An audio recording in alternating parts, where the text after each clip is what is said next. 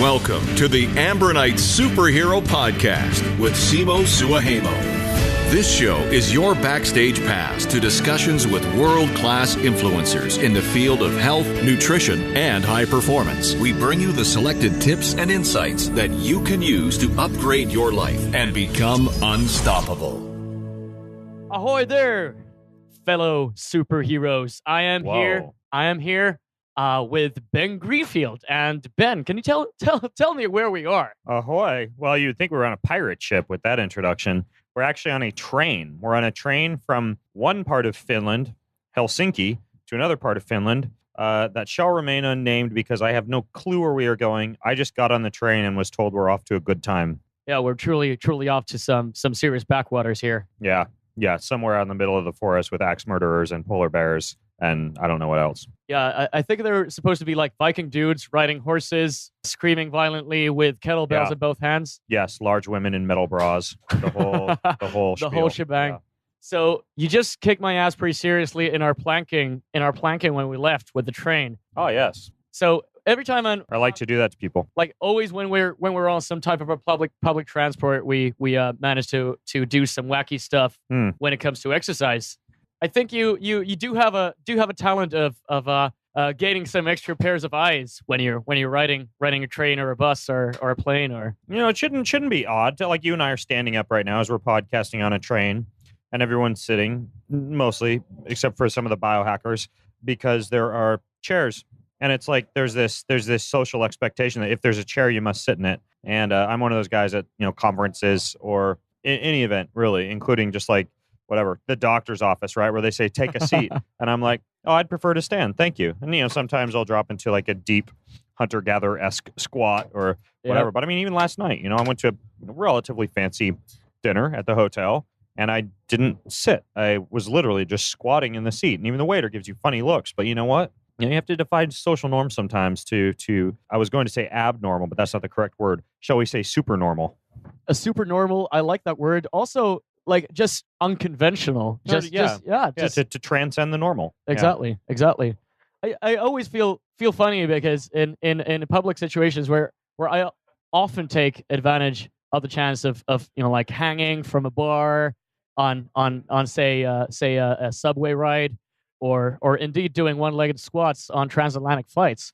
To me, that's like just being human. Right. I mean, even right here, right, like on these railings on the stairs. We could easily grab this railing, grab the other railing, and do a series of inverted rows. And you have to look at life through the eyes of it being a playground. And there are really good people out there kind of like pioneering that concept, like Daryl Edwards of they call him the Fitness Explorer. You could Google him, or Frank Forenchik, who I think wrote the book Primal Play, I believe, or even guys like Erwan Lacour, et cetera. This whole concept of natural movement, of not necessarily feeling that the only time that you can or should be active is when you're at your 24-hour fitness, right? Exactly.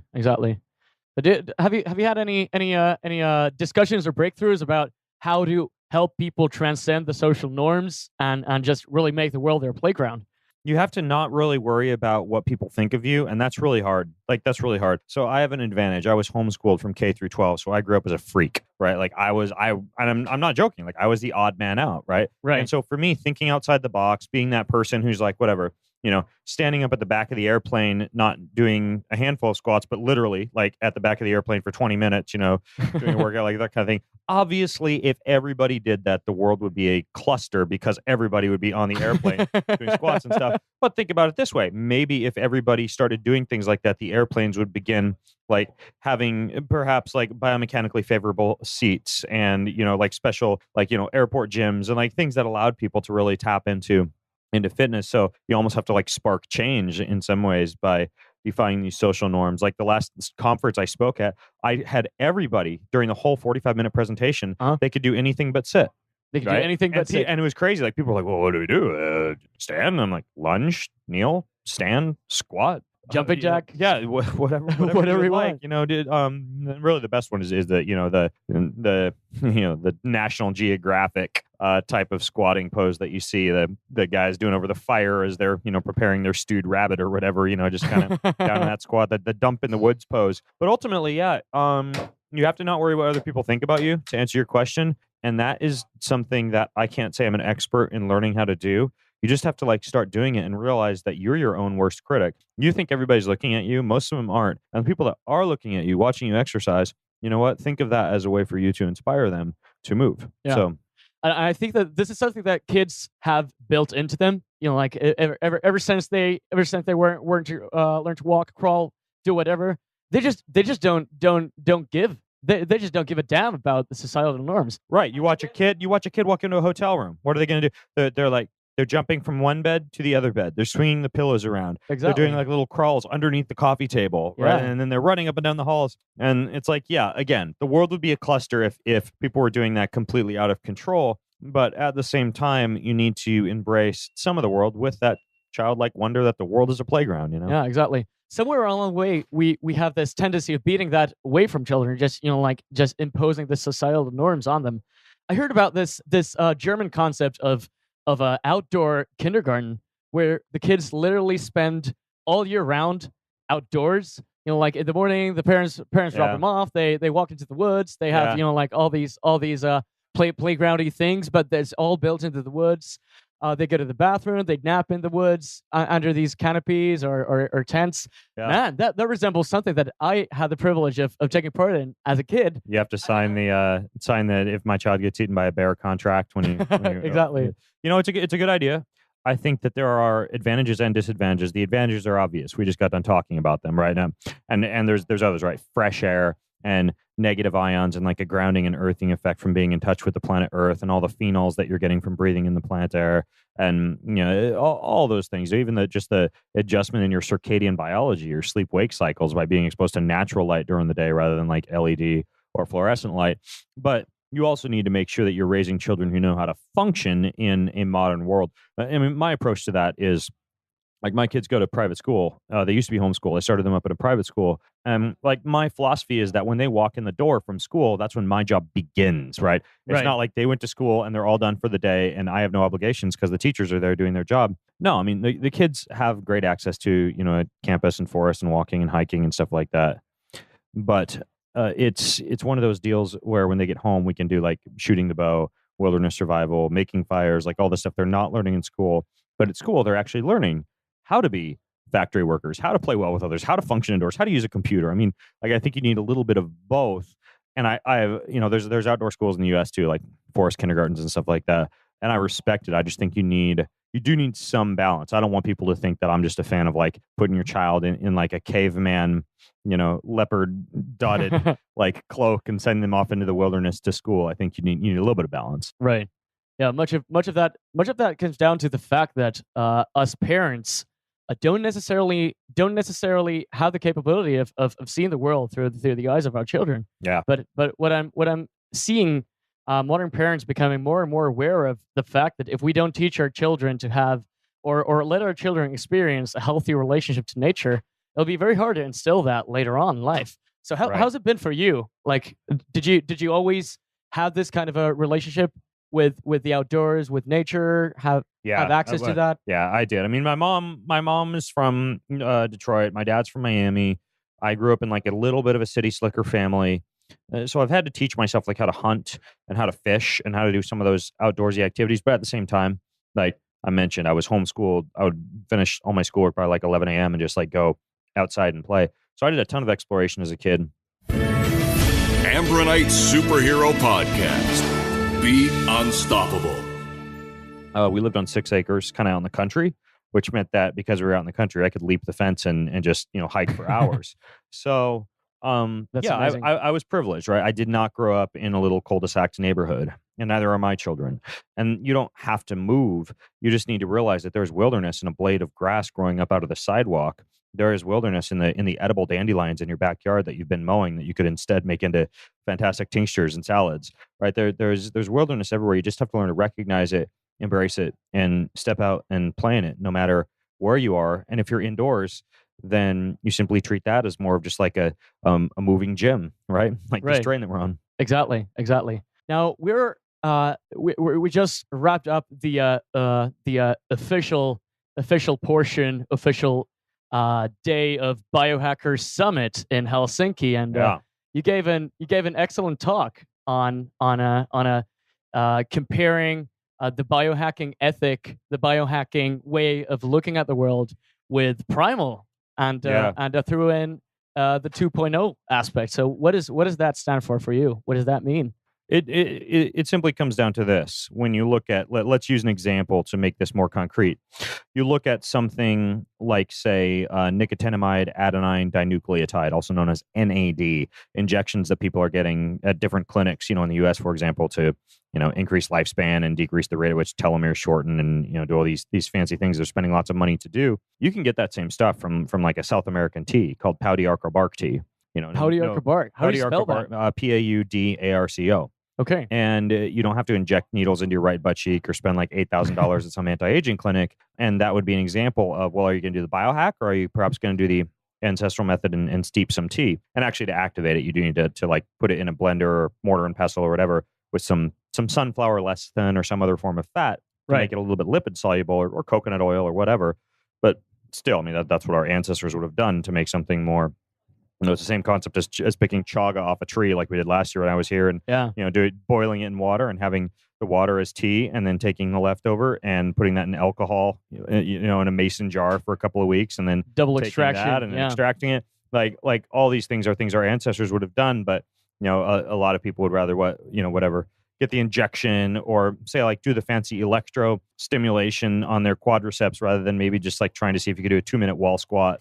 Like there's all sorts of things that you can do that achieve the same thing as like modern biohacking without modern biohacking.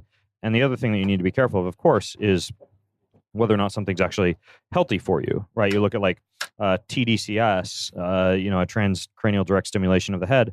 Not a ton of long-term research behind that for like helping out with your motor cortex and like cerebral blood flow and stuff like that. Yeah. But you can get a lot of the same things with like, Kundalini yoga, right? Where you're just like moving and breathing and doing something with just your body, no fancy electronic magnetic shocking to the head required. Yeah, and the jury is still out for the long-term effects of therapies like that. A lot of stuff. Yeah, that I admittedly do, right? Like I guinea pig a ton of this stuff, and I see what works and I see what doesn't. I do TDCS, and I do also do Kundalini yoga, and I like to compare, like, and I honestly have one foot in the ancestral living camp and one foot in the biohacking camp, because part of my job really is to like research a lot of these biohacks and try them out and guinea pig them and see what works and see what doesn't. And I'm headed to Florida next week to get sound waves, basically like blasted into my gonads to increase nitric oxide production in like your reproductive organs. And like my pardon the expression, balls might fall off.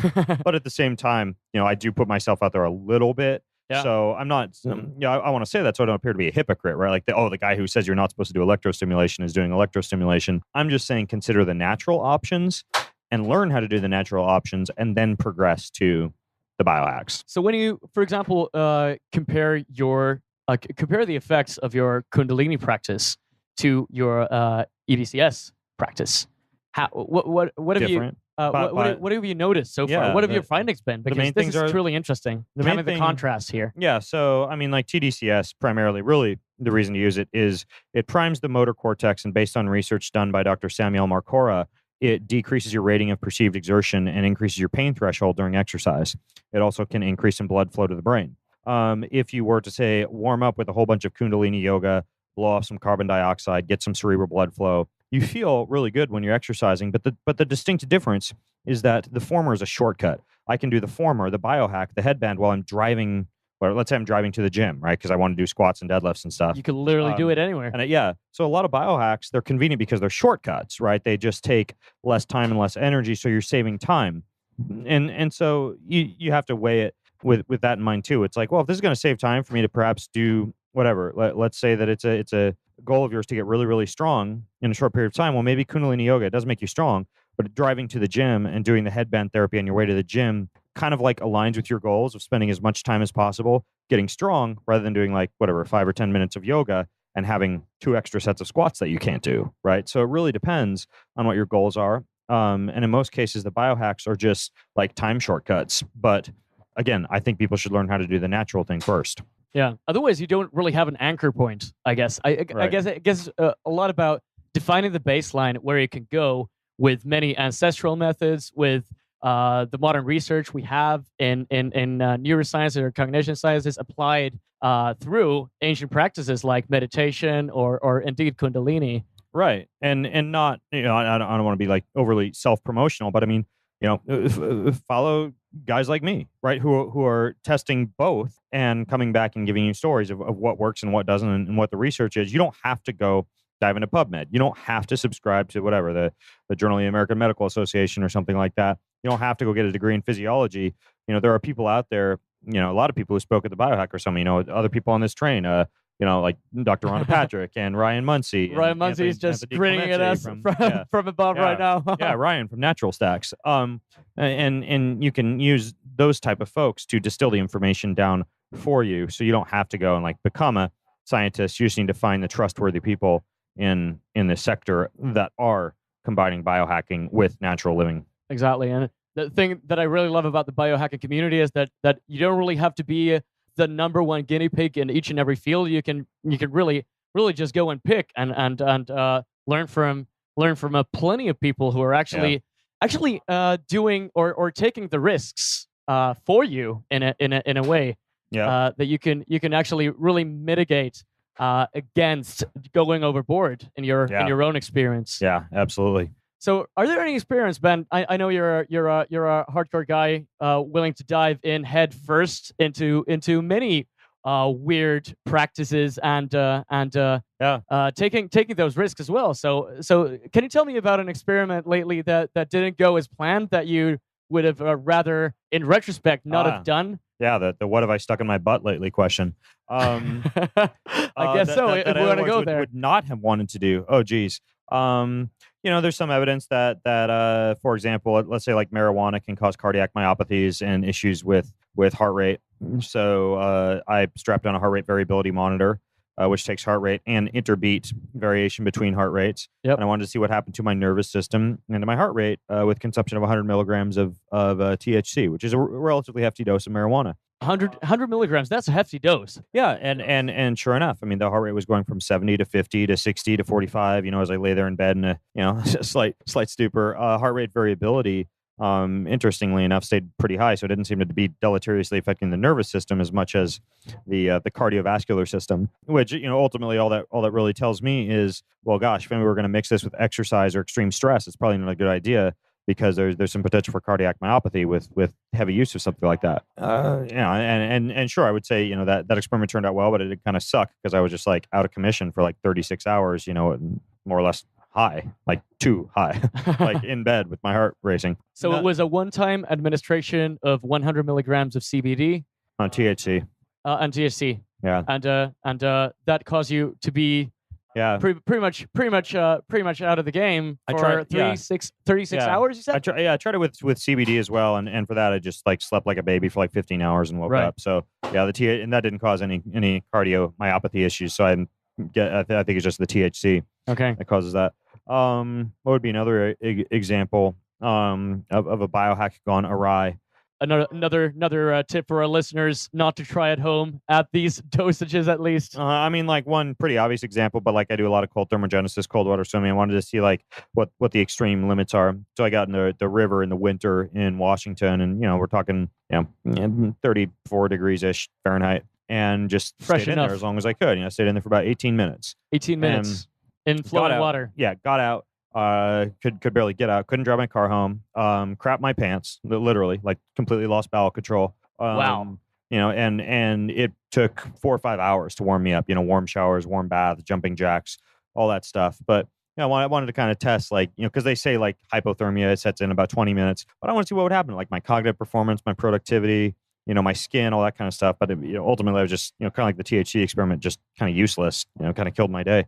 Yeah, I mean, little things like that. But honestly, like, I know what people are thinking. Like, well, who the hell is going to overdose on like 100 milligrams of THC and go jump in a river for 18 minutes? Like, I can't say that there's anything like that's I can't say like I've done electrostimulation according to the manual on the electrostimulation device and experienced skin burns or like anything like that. Like in most cases, unless you're way overdoing things, I personally haven't had any like super deleterious reactions unless I'm overdosing or overdoing.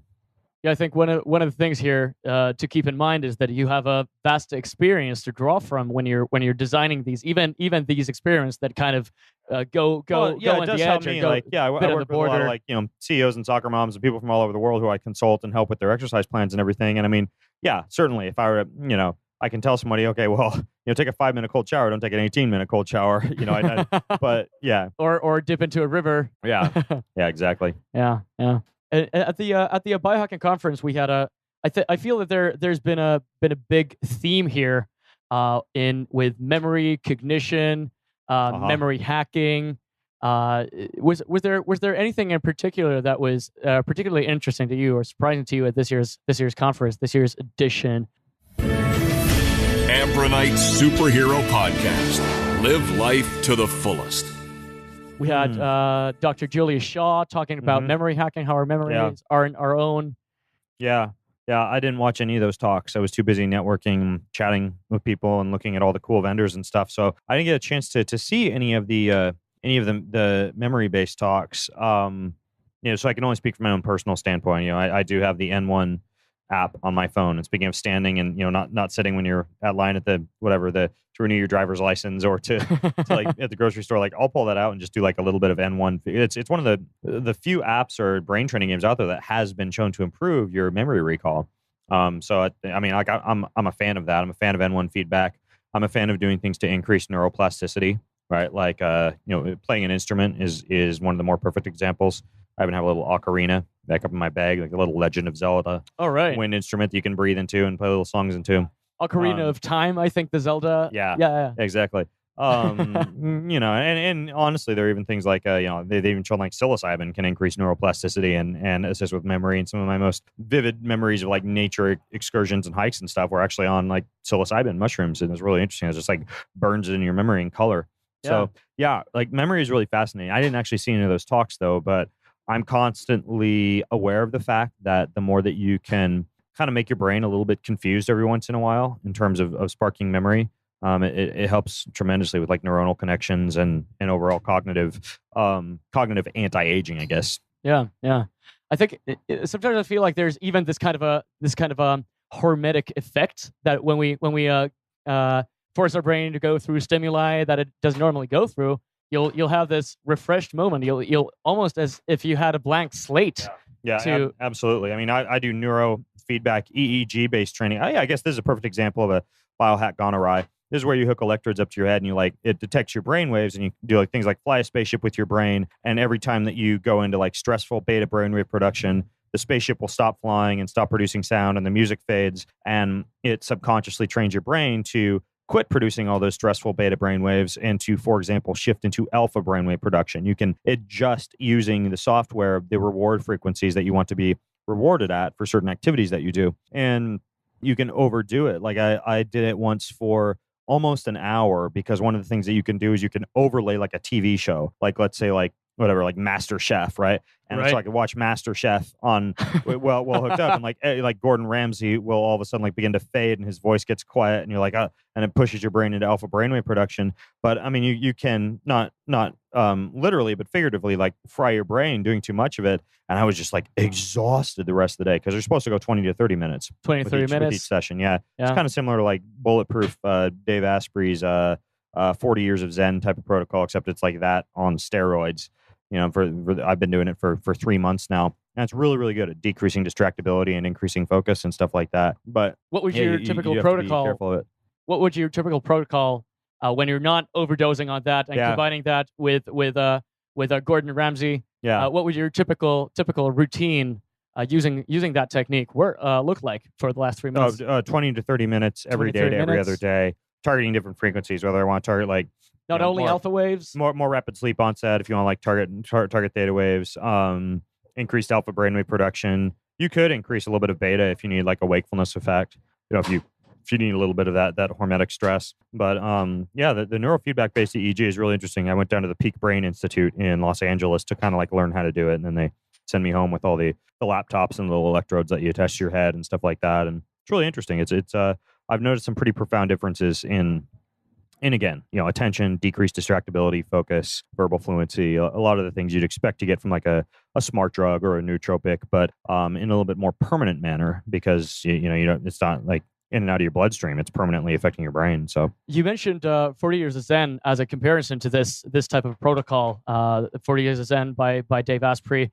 I also talked to a couple of other people at the conference who had similar experiences. One of them was Matthias Ribbing, who is the memory champion from Sweden, who was also talking at the conference. And the question I want to ask you is: Have you noticed during these 3 months that you've been practicing this and concentrating on generating, for example, alpha brainwaves or in the morning beta brainwaves, have these had any lasting effects on your daily capability of being focused or being conscious in the moment, or even having these micro meditation moments that I remember you talking about? Yeah, I mean, it's what athletes call being in the zone. Exactly. Right? And that is just alpha brainwave production. I mean, and yeah, I mean, not to be too short and sweet in my answer to your question, but yes, I'm not memorizing decks of cards or anything like that, because that's, but it would be interesting to, see if I were able to do it faster, after doing a session. But ultimately, I mean, I like the effects. I did an initial QEEG brain mapping to see areas of the brain that have had issues in terms of like all the concussions and bike crashes and traumatic brain injuries and all the stuff that I've had just being an active guy. And this is basically rewiring the brain to be able to produce alpha waves in a more balanced way. And I'll go back for a follow-up QEEG next month in LA and be able to actually see the difference in terms of the brain mapping. So everything right now is qualitative or not directly quantitative in terms of me like doing a follow-up QEEG. But I'm really looking forward to like, writing a blog post and publishing, the pre and post results. So, yeah. Exciting. I feel like there are just so many methods being discovered how to increase neuroplasticity, as you said, also neuro regeneration. Yeah. To repair much of that damage that active people have. Yeah. And let's face it, you don't have to be an NFL player to suffer a concussion or to end up in situations where you really do some harm. Yep. Absolutely, man. Exciting. So, looking at what we're expecting from the next few days, from today and tomorrow, from this excursion that we're doing into the wild, we're definitely going to be doing some smoke sauna again. We're going to do some serious cold exposure, right?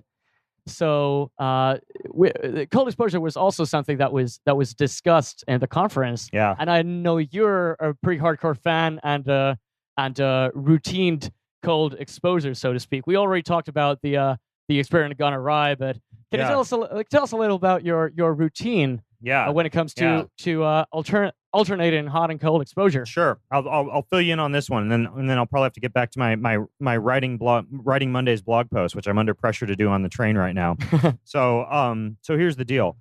Cold thermogenesis it achieves a host of different physiological benefits that I've done a podcast on with actually Dr. Rhonda Patrick, who's on this train right now. Yeah, Dr.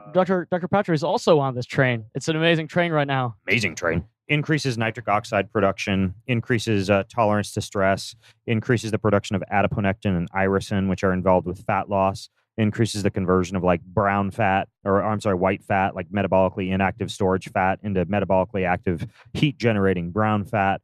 All sorts of benefits, and it increases the tone of your vagus nerve too, which is one of the more important nerves in your body. It snakes through your entire body and innervates digestive organs and the heart, and feeds from the gut to the brain. And by stimulating and increasing the tone of your vagus nerve, you become better at little things that would surprise you, like handling stress or falling asleep more quickly at night. And so there's all sorts of really cool benefits that go way above and beyond just like burning more calories because I'm so freaking cold. And, when you combine that with all the benefits of heat, right? Like vasodilation and, movement of blood, movement of lymph, even like vibration of cells, production of heat shock proteins, you get a really cool 1-2 combo. So I'm a huge fan. Like I do sauna in cold almost every day. Yeah. And you guys have some really nice cold water here in Finland. That is correct. The thing that most surprised me was, in addition to the benefits that you just mentioned, was the happiness effect of sauna. Yeah. In making our brain more receptive to the endorphins Right. which was very, very exciting to hear, because that's something that I've been experiencing ever since I was a kid, growing up in this culture. But having the scientific evidence to back it up, it's pretty amazing. Right. Exactly. Yeah. You don't have to necessarily get plowed and go run around and do stupid things to get endorphin release or to have a good time. You can just go sit in a sauna. Exactly. And that's exactly what we're going to do tonight. I'm gonna let you finish that writing task you had. And signing off from the Crazy Train. Always a pleasure having you on the show, Ben. The Crazy Train. I like it. What's the Ozzy Osbourne song? Yeah.